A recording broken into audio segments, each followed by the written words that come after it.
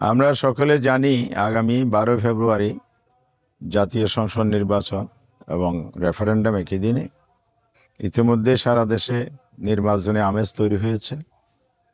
জনগণ উৎসাহ উদ্দীপনার সাথে নির্বাচনী কার্যক্রমে অংশগ্রহণ করছে, প্রার্থীরা তৎপরতা চালাচ্ছে।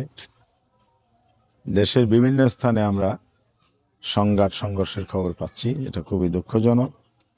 এবং নির্বাচনের পরিবেশ যদি নিশ্চিত না হয় তাহলে সুষ্ঠু নির্বাচন সম্ভব হবে না। এজন্য নির্বাচন কমিশনকে আরও কঠোর হতে হবে নির্বাচনের পরিবেশ তৈরি করার ক্ষেত্রে।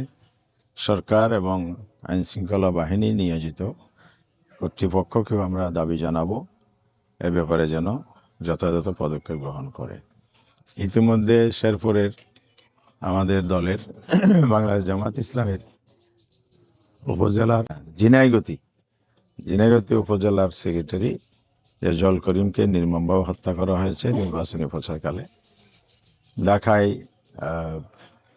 আরেকজন আমাদের নারী কর্মী, মহিলা কর্মী নির্বাচন প্রচারণা চলাকালে হামলার শিকার হয়েছে। দেশের বিভিন্ন স্থানে হুমকি ধমকি নানাভাবে বাধাগ্রস্ত করার কার্যক্রম করছে।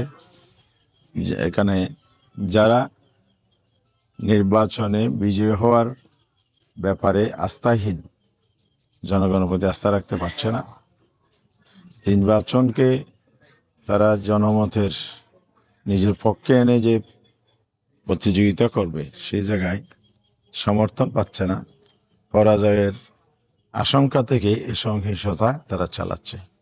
আমরা স্পষ্ট বলতে চাই, বাংলাদেশের মানুষ এখন অনেক সচেতন। আগের মতো হত্যাকাণ্ড, নৈরাজ্য সৃষ্টি করে ভোটারদেরকে ভয় দেখিয়ে ভোটদানে বিরত রাখা অথবা ভোটারদের প্রভাবিত করা এবং কেন্দ্র দখল করে জালিয়াতি অনিশ্চিত কারচুপি করে বিজয়ী হবে, এই পরিবেশ আর বাংলাদেশে নাই।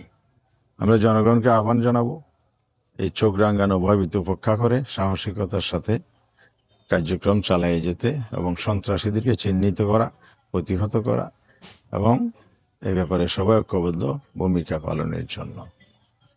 আজকে আমরা এখানে মহেশখালীতে আমাদের প্রচার কার্যক্রম গণসংযোগ চালাচ্ছি।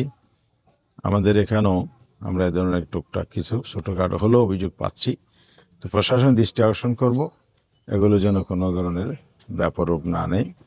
প্রাথমিক পর্যায়ে যদি কোনো তথ্য থাকে, অভিযোগ থাকে, সেগুলো নিয়ে ব্যবস্থা নিয়ে পরিবেশ নিশ্চিত করার জন্য, জনগণের নিরাপত্তার জন্য, ভোটাধিকার প্রয়োগে যাতে নির্বিঘ্নে তারা পছন্দের প্রার্থীকে ভোট দিতে পারে সেটা নিশ্চিত করার জন্য আমি স্থানীয় প্রশাসনকেও আহ্বান জানাচ্ছি। আমার এলাকার জনগণকেও এই ব্যাপারে সজাগ থাকার জন্য আহ্বান জানাচ্ছি। ধন্যবাদ।